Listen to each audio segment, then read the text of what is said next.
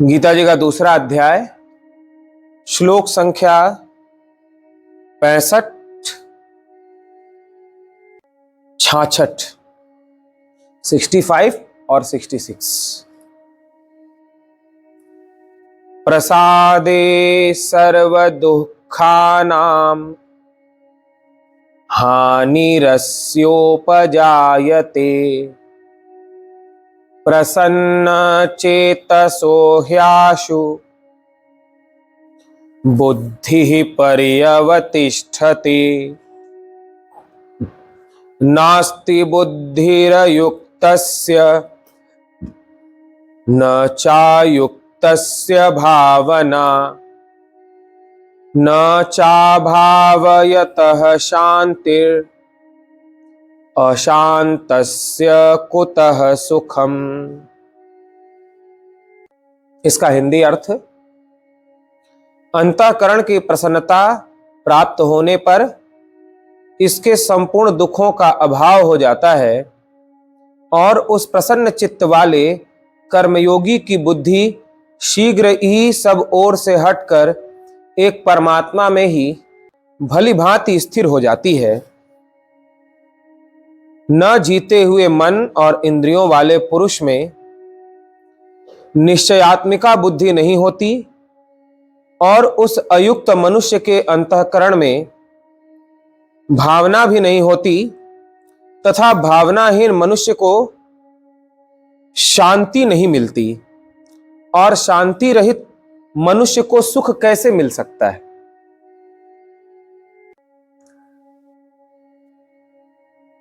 शांति ही सबसे बड़ा सुख है। हमें लगता है कि धन का होना सुख है, पुत्र परिवार का होना सुख है, अनुकूलता का होना सुख है। गीता में भगवान परिभाषा देते हैं, शांति ही सबसे बड़ा सुख है। जितनी अधिक शांति है उतने ही अधिक आप सुखी हो, और जितनी कम शांति है अथवा जितनी अशांति है उतने ही अनुपात में आप दुखी हो। दो बातें कल के श्लोकों में, यानी इसके पहले के सत्संग में हम लोगों ने श्रवण की। परमात्मा में स्थिति कैसे बने, भगवत साक्षात्कार आत्मदर्शन कैसे हो। भगवान ने कहा, राग द्वेष वियुक्तस्तु, राग और द्वेष से जो रहित हो जाता है, मेरा और पराया जो छोड़ देता है, मैं और तू त्याग देता है, सब भगवान की इच्छा से हो रहा है, सब भगवान का है, न कुछ मेरा है न तेरा है। सब बनाने वाले भगवान है तो सब उनका है, न कुछ मैंने किया न तूने किया। शक्ति देने वाले परमात्मा है, उनकी समस्त इच्छा से जगत में लीला हो रही है। इस प्रकार जो अपने राग और द्वेष को छोड़कर, अपने पराये की भावना को छोड़कर मन को अपने वश में कर लेता है, इंद्रियों को अपने अधीन रखता है, उसे अंतःकरण की प्रसन्नता प्राप्त होती है, आनंद प्राप्त होता है। अभी हमें बाह्य आनंद प्राप्त है, अंतर आनंद प्राप्त नहीं है। अंतरात्मा का आनंद अति दिव्य आनंद है। अंतरात्मा का आनंद ही वास्तविक आनंद है। और सच तो यह है, अंतर आनंद की छाया बाहर है। बाहर सिर्फ उसकी झलक दिखाई पड़ती है कि धन में सुख है, पुत्र में सुख है, परिवार में सुख है, इन विषय भोगों में सुख है, सिर्फ छाया दिखाई पड़ती है। आनंद का अक्षय खजाना चित्त तेरे गुप्त है, पर्दा हटा हो जा सुखी, क्यों हो रहा संतप्त है। आनंद ढूंढते हैं सभी, शांति ढूंढते हैं। भगवान श्री कृष्ण का कहना है, आनंद का कभी नष्ट न होने वाला खजाना तुम्हारे भीतर ही छिपा हुआ है, बस थोड़ा पर्दा हटाने की आवश्यकता है। पर्दा हटा हो जा सुखी। तू स्वयं ही आनंद का स्रोत है। आनंद स्रोत बह रहा पर तू उदास है। आनंद स्रोत बह रहा पर तू उदास है। अचरज के जल में रह के भी मछली को प्यास है। अचरज के जल में रह के भी मछली को प्यास है। आनंद स्रोत बह रहा पर तू उदास है। जीव उदास है, दुखी है, सुख नहीं मिल रहा है, आनंद नहीं मिल रहा है। इसलिए ज्ञानी संत जन गाते हैं जीव की इस स्थिति को देखकर, आनंद स्रोत बह रहा, आनंद का झरना तो तुम्हारे हृदय से बह रहा है, पर तू उदास है, तू उदास बैठा हुआ है, तुझे आनंद का पता ही नहीं चल रहा है। तो यह आश्चर्य ऐसा ही है जैसे जल में रहकर भी मछली प्यासी हो। ऐसे ही आनंद तो तेरे भीतर बाहर ऊपर नीचे दाएं बाएं आगे पीछे चारों ओर है। आनंद तो तेरा सहज स्वभाव है, दुख मन का स्वभाव है, दुख शरीर का स्वभाव है, और आनंद तेरा स्वभाव है, आत्मा का स्वभाव है। वो तो निरंतर आनंद का झरना भीतर में बह रहा है। उस झरने की खोज तो कर, अपने उद्गम को तो ढूंढ कि वो झरना कहां झर रहा है आनंद का। फिर तेरी सारी उदासी समाप्त हो जाएगी। पानी में मीन प्यासी, पानी में मीन प्यासी, मोहे सुन सुन आवे हासी रे, मोहे सुन सुन आवे हासी रे, पानी में मीन प्यासी। जैसे मछली पानी में प्यासी रहती है तो उसे देखकर संत जन हंसते हैं, वही स्थिति हम सभी की है। वह कभी न समाप्त होने वाला आनंद, अंतःकरण के प्रसाद की बात भगवान ने इस श्लोक में की है। बाह्य सुख की, बाह्य प्रसन्नता की नहीं, आंतरिक आनंद, आंतरिक प्रसन्नता की, जो सच्चा आनंद है। जैसे मैंने परछाई की बात की, ये हाथ है, हाथ की परछाई यहां बन रही है, हाथ ही सच्चा है, परछाई सच्ची नहीं है, परछाई झूठी है। वैसे ही अंतर का आनंद ही सच्चा है, बाहर तो उसकी सिर्फ परछाई बटी हुई है थोड़ी थोड़ी, लेकिन हम उस परछाई को ही सच समझ लेते हैं, उसे ही सबसे बड़ा सुख मान लेते हैं। भगवान इसका खंडन करते हुए कहते हैं, अंतःकरण की उस प्रसन्नता को, स्थित प्रज्ञ पुरुष की स्थिति को वही प्राप्त कर सकता है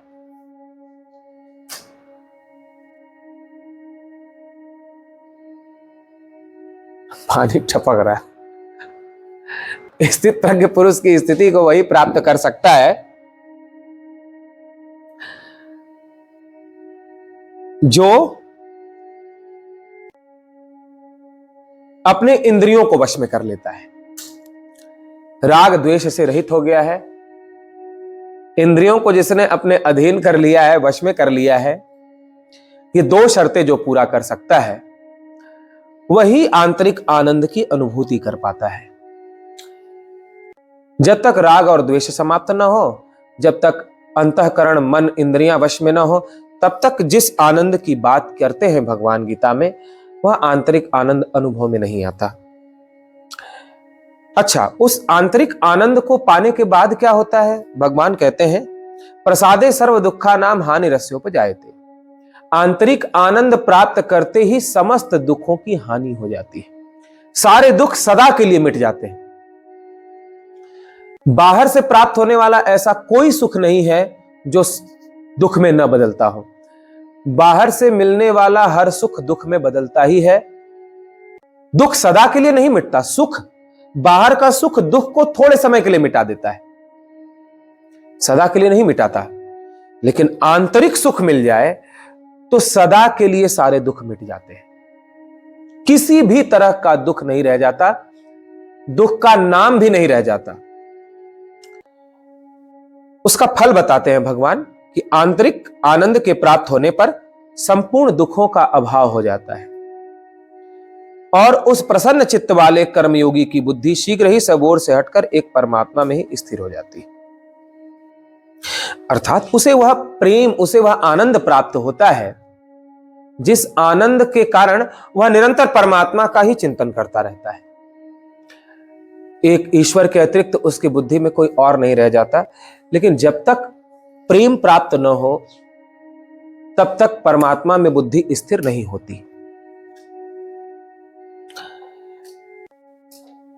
फिर एक एक बिंदु को समझेंगे, इस श्लोक की गहराई को समझेंगे आप लोग।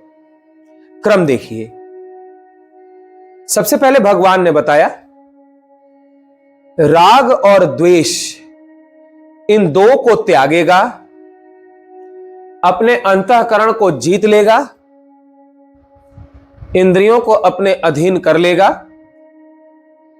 ऐसा करने पर उसे भीतर का आनंद प्राप्त होगा, यानी भगवान के प्रति प्रेम प्राप्त होगा, अनपायनी भक्ति प्राप्त होगी, ऐसा समझो। जब वह आनंद, प्रेम, अनपायनी भक्ति उसे प्राप्त हो जाएगी, उस प्रेम के द्वारा वह सदा परमात्मा का चिंतन करता रहेगा। उसकी बुद्धि परमात्मा में स्थिर हो जाएगी, जिसे स्थित प्रज्ञ कहा गया। जिसकी बुद्धि सदा परमात्मा में ही स्थित है उसे स्थित प्रज्ञ कहते हैं। तो राग द्वेष छोड़े, अंतःकरण को वश में करे, तब भीतर का आनंद प्राप्त होगा। आनंद और प्रेम के प्राप्त होने पर स्थित प्रज्ञ स्थिति आएगी, बुद्धि स्थिर हो जाएगी, सतत परमात्मा का चिंतन होगा, सब ओर से मन हट जाएगा। अब भगवान कहते हैं कोई ऐसा कह सकता है कि हमें तो जरूरत ही नहीं है, हम क्यों स्थित प्रज्ञ बनने जाएं? ध्यान देना, कोई कह भी सकता है हमें स्थित प्रज्ञ बनना ही नहीं है, हमें आंतरिक आनंद पाना ही नहीं है, हमें तो बहुत धन दिया है भगवान ने, परिवार सुखी है, धन दिया है, जो मर्जी खा रहे हैं, जैसी इच्छा अच्छा पहन रहे हैं, किसी बात की कोई कमी तो नहीं है।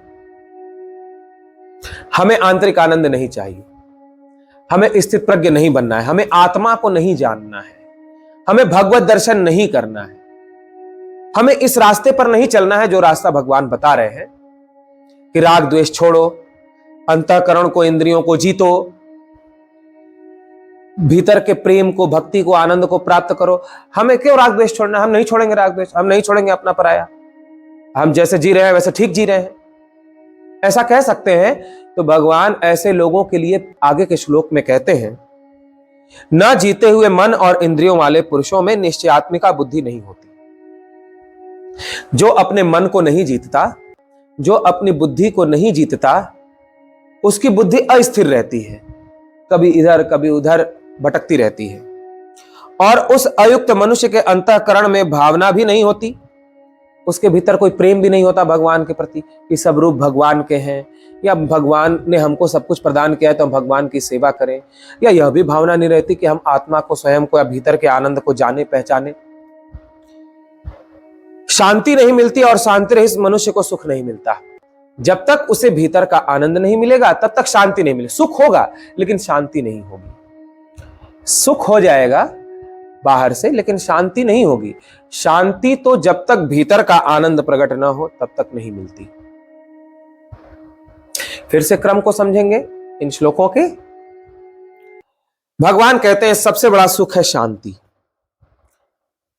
परम आनंद। वह परम आनंद और परम शांति अंतर में है, बाहर में नहीं है। तीसरा बिंदु कहते हैं अंतर की शांति और आनंद को प्राप्त करने के बाद बाहर का सारा दुख सदा के लिए मिट जाता है, दुख का कोई नामो निशान नहीं रहता। तीसरा बिंदु भगवान कहते हैं लेकिन भीतर का वह आनंद, भीतर की वह शांति दो के त्याग से मिलेगी, राग और द्वेष यानी अपना और पराया, तथा अपने मन और इंद्रियों को अपने अधिकार में करने से मिलेगी।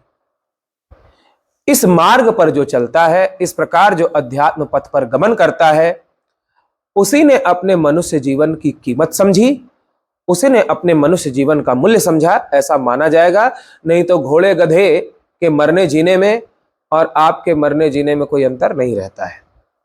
वे भी खाते पीते नहाते धोते अपना विषय भोग करते एक दिन मर जाते हैं, और मनुष्य भी बच्चे पालते खाते कमाते एक दिन मर जाता है। दोनों के मरने में कोई अंतर नहीं है। यथार्थ में वही मनुष्य है जो भगवान के बताए हुए इस मार्ग पर चलकर आंतरिक आनंद, शांति को, स्थित प्रज्ञ की स्थिति को प्राप्त करता है, स्वयं को जानता है, भगवत दर्शन करता है। इस प्रकार भगवान ने साधना का क्रम सजाया, जिसे हम सभी को समझना चाहिए और इस साधना के मार्ग पर हमें चलना चाहिए। अपने अंतःकरण को निर्मल बनाना चाहिए।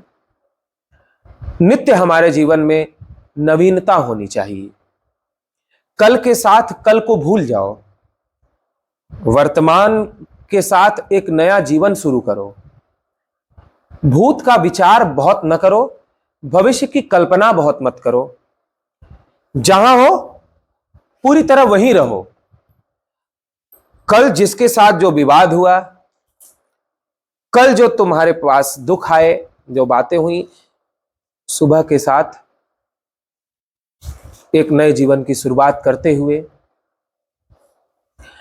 अपने को हम और कैसे ऊंचा उठाकर जी सकते हैं, कैसे अपने मन को और शांति की ओर ले जा सकते हैं, कैसे अपने अंतःकरण को और निर्मल बना सकते हैं, यह जीवन कैसे भगवान के चरणों में हम समर्पित कर सकते हैं, इस पर विचार करके जीवन जिए। इस प्रकार नित्य जब नया जीवन जिएंगे, नित्य अपने को ऊपर उठाने का प्रयास करेंगे, नित्य अपनी कमियों को पहचान कर उसे छोड़ने का अभ्यास बनाते रहेंगे, तो वह दिन दूर नहीं होगा कि जिस आंतरिक आनंद की बात भगवान गीता में कर रहे हैं, वह आंतरिक आनंद हमें प्राप्त होगा और सदा के लिए सारे दुखों की हानि हो जाएगी।